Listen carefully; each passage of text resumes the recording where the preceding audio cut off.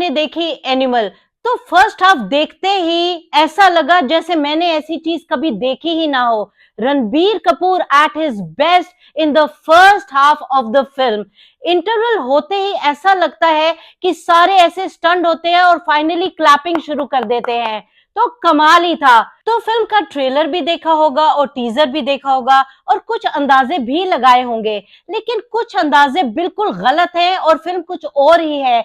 कुछ कुछ अंदाजे ठीक भी हैं फिल्म के। फिल्म का जब इंटरमिशन होता है, जैसे मैंने आपको बताया है कि बड़ी एक्सपेक्टेशन होती है सेकेंड हाफ के लिए, लेकिन जैसे ही सेकेंड हाफ शुरू होता है काफी स्लो होता है और रियलिटी में देखे तो काफी अनवांटेड है, जैसे जबरदस्ती कोई चीज स्ट्रेच करी हो। एंड में जाके कहीं बॉबी देओल की एंट्री होती है से अबाउट 15-20 मिनट्स के लिए, लेकिन उसका रोल और एक्टिंग बहुत अच्छी है, लेकिन क्योंकि बॉबी देओल म्यूट है तो ज्यादा कनेक्टिविटी नहीं हो पाती है। फिल्म का फर्स्ट हाफ देख के उम्मीदें बहुत बढ़ जाती हैं। मुझे क्या, मैंने ऑडियंस में भी देखा, सबकी उम्मीदें सेकेंड हाफ से काफी ज्यादा हो गई थी, तो ऐसा लगा कि हमारी उम्मीदें बिल्कुल क्रैश हो गई हों। ओवरऑल देखे तो फिल्म में ऐसा लगता है कि रणबीर कपूर के अलावा फिल्म में कोई और नजर ही नहीं आता है, लेकिन ऐसा भी लगता है कि रणबीर कपूर में जितना एक्टिंग का पोटेंशियल था एक ही फिल्म में लगभग दिखा दिया गया हो,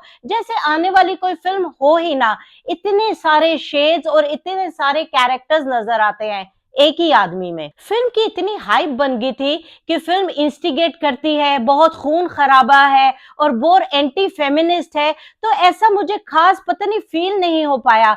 मानो ऐसा हो कि सोल और आत्मा जो उसे कहते हैं वो भटक रही हो, लेकिन उसे कोई बॉडी ना मिले, जैसे कि स्टोरी में कोई डेप्थ नहीं थी, ऊपर ऊपर से तैर रहे थे सब, तो इसलिए कोई कनेक्टिविटी, कोई फीलिंग जाग नहीं रही थी। जितना भी ब्लड शेड हो रहा था ऐसा लग रहा था कोई बात नहीं। बेसिक स्टोरी तो यही है कि रणबीर कपूर का श्री अनिल कपूर के साथ फादर सन का बॉन्ड, एक तरफा प्यार दिखाते हैं और इस हद तक प्यार होता है कि कोई कुछ भी कर सकता है अपने फादर के लिए।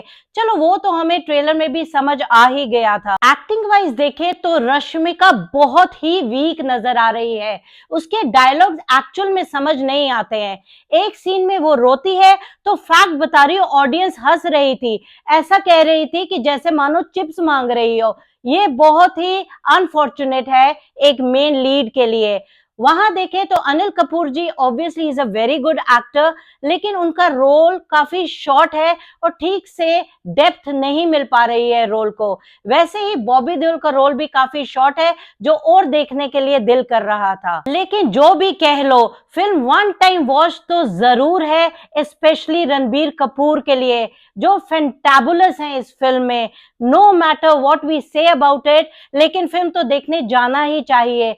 ठीक है, थोड़ी बहुत मिस्टेक्स हैं, थोड़ा ऐसे इलॉजिकल थिंग्स हैं, लेकिन रियल है, जैसे मैंने आपको पहले भी बताया था, रियल तो ये है नहीं। स्टोरी में थोड़ी डेप्थ होती और क्लैरिटी होती तो बहुत अच्छा रहता। मुझे ऐसा लग रहा था कि संदीप वांगा रेड्डी इसके सीक्वल एनिमल पार्क के बारे में ज्यादा सोच रहे थे सेकेंड हाफ में, इसलिए फिल्म काफी स्ट्रेच होगी जो अननेसेसरी लग रही थी। मोर ओवर एक और बात है कि बैकग्राउंड म्यूजिक इतना अच्छा है कि स्टोरी की जो भी खामियां हैं वो छिप जाती हैं, और फिल्म को बचाने वाले दो चीजें हैं, एक उसका बैकग्राउंड स्कोर जो कि लाजवाब है और दूसरे हैं रणबीर कपूर, जिसके कारण ये फिल्म जरूर देखनी चाहिए। और मुझे ऐसा लगता है कि बॉक्स ऑफिस पे अभी तक जो उसने 200 करोड़ किए हैं वो इसी वजह से ही हैं। तो आप भी जाके देखिए एनिमल और हमें बताइए कि आपको ये फिल्म कैसी लगी, और साथ ही हमारा रिव्यू इस बारे में आपको कैसा लगा प्लीज कमेंट सेक्शन में लिखिए।